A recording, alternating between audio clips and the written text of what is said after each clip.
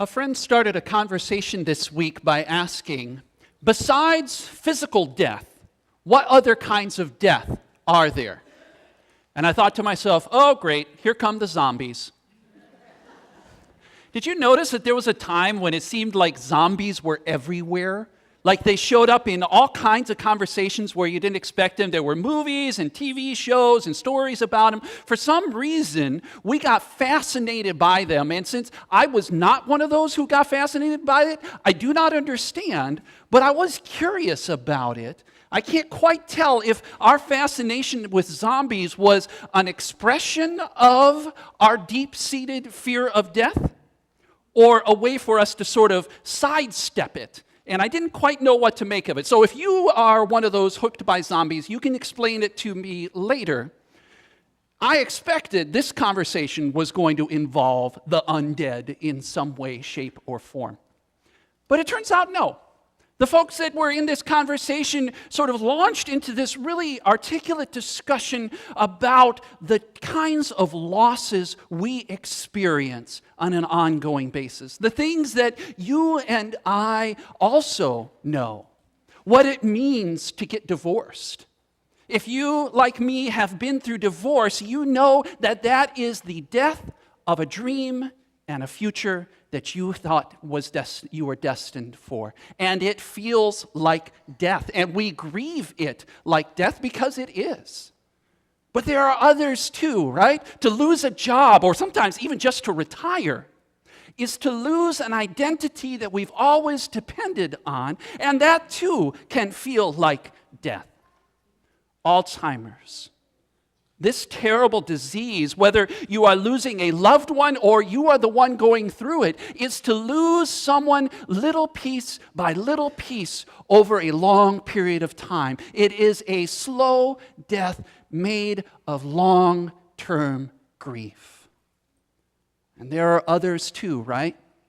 Other markings of when our best friend moves away, or when we become an empty nester, or whatever it is. The truth is, we know loss. And this group did a wonderful job of exploring them and kind of going through all of these ways of loss and that experience of grief, that experience that feels like death, until they did finally get to the one that scares us the most. The one that wake up shivering in the night. The one that leaves our hearts pulse beating hard and our pulse pounding. Yes, when our cell phone batteries die. They even got that one. The truth is, we know loss. We know what it is to lose something that we had depended on.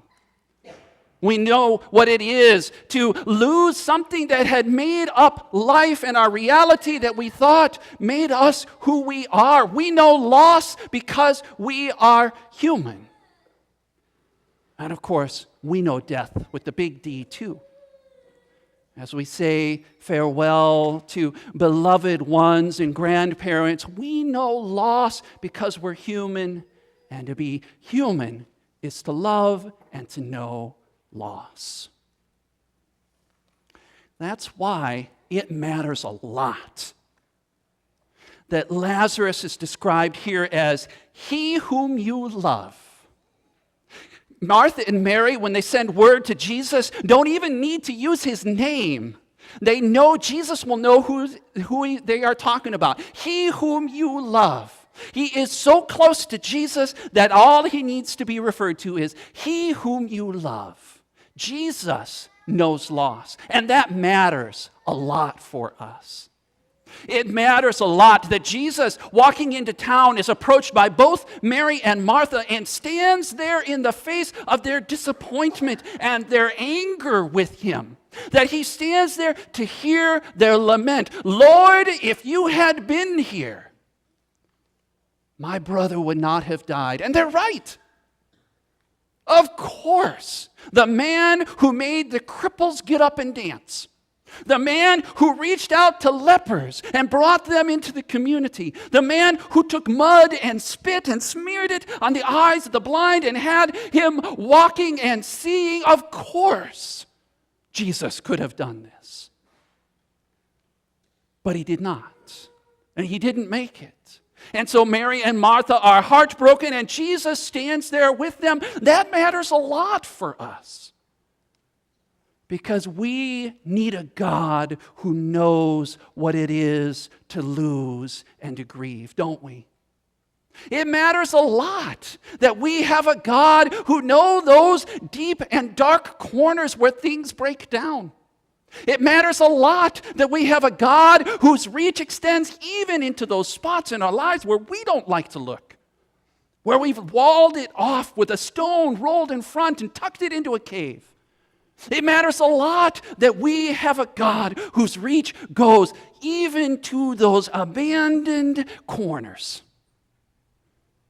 to the broken spots in life and in the world. It matters a lot because we need that kind of God, don't we? Because the truth is, there are an awful lot of dark corners in this world, aren't there? In this world, there are a lot of broken corners and a lot of places which are filled with grief and loss. I read this week that in some of the nations in sort of Middle Africa, Yemen and Somalia and other nations like that, there are up to 20 million people who are approaching starvation. 20 million people, which is a number so large that we can't even begin to understand what that means. And it's easy for it to gloss over. But that means men, women, and children throughout these countries are nearing starvation. And instead of trying to picture that, I wanted you to take one of our kids, picture one of our kids that were up here at the baptism, and imagine what they would look like if they are approaching starvation. And remember, those are the children that are there in Africa. 20 million. We live in a world, too, where over in East Chicago, I read that 9 months after we figured out just how much lead we had put into the environment over there, we still have families that are living in these lead-infested apartments because we don't have any place for them to go. Still, 9 months later. I read this week that, and we're in the middle of a crisis of just unbelievable proportions, an epidemic of heroin addiction. That overdoses due to heroin and other opioids has now surpassed the number of gun deaths and car accident deaths in the U.S. And the hold of those addictions, of those drugs, is so strong that there was a woman arrested this week because she overdosed in the Chuck E. Cheese restroom while her children were outside at the activities. Can you imagine the kind of hold that must have? How awful that must be? And this is the world in which we live. This is the kind of dark corners filled with ache and loss in which we live. Don't we need a God who can reach there? Oh, we need it desperately. And in a world that's so filled with grief and loss and death of all these different kinds, physical and otherwise, we need good news. And so the obvious place for us to look would be, in this story, would be Lazarus, right? I mean, the guy died, and then he came stumbling out of the tomb. That's good news, right? Except that kind of raises more questions than it's really answering. Like, okay, he's one guy who died. What about all the other people who died there? And that Jesus didn't make it there. And that was a long time ago in a place far, far away. And what about us who don't live there during that time? What does that mean for us who have to die? How do we find good news in that? Oh, and by the way, Lazarus stumbling out of that tomb is such a problem that it's worth killing over. The Jewish authorities decide that since Lazarus came out of the tomb, that he's got to die. Let me say that again. Lazarus, who was raised, now has to die. And we'll kill Jesus too. Because this is too dangerous. And what shall we do with this? And how is that good news? No, I don't think Lazarus is the right place to look. As tempting as it is, especially with how scared we are of death. So where do we look for good news? As Jesus is on his way into town, and Mary and Martha come and confront him with their lament. Lord, if you had been here. We have this incredible moment when Jesus breaks down. And Jesus wept. In the face of their loss and grief, their brokenness, Jesus, his insides all turning. That's what the Greek words mean. It's down in his stomach. It's all tied up in knots and feeling that down into the heart of him, the guts of him. Jesus starts to weep. And he says, where have you laid him? And they say, Lord, come and see. And as they're on their way to the tomb, they give Jesus a disclaimer. Did you catch that? They said, now just so you know, it's been 4 days. Lazarus is dead, dead, dead. 4 days, and it's getting a little stinky. It's starting to smell. And I notice that Jesus goes anyway.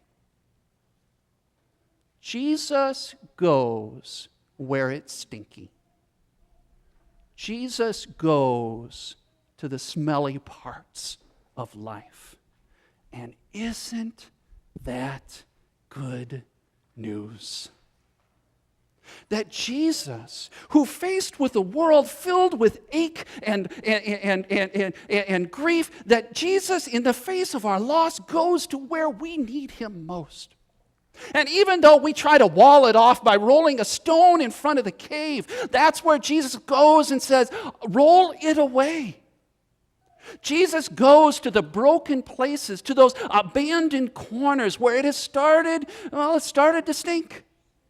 Jesus goes to the people that we've given up on, those that society has overlooked because they're no longer of economic value. Jesus goes to the abandoned and forgotten, those who are left for dead. Jesus goes even to them and says, come out. Come and live. Jesus goes to the places in life where we need him most, even those dark corners that you bear in yourself and in your heart. That one time, when that one thing happened, that spot where you feel like even angels don't dare tread and you won't even look, that's where Jesus goes and says, come out. Come out and live. And isn't that the good news that we're looking for? In the face of a world that is broken and that hurts us and leaves us, in the face of a world in which cancer can take our loved ones and make us ask terrible questions and worry and fear and pray, in a world where death and poverty and 20 million people can be starving, in the face of this kind of a world, that Jesus goes where things are most broken, to the people we most overlook, to the corners we most want to wall off. That is where Jesus goes and extends his hand and says, come out and live. Isn't that good news? Isn't that the good news we're looking for?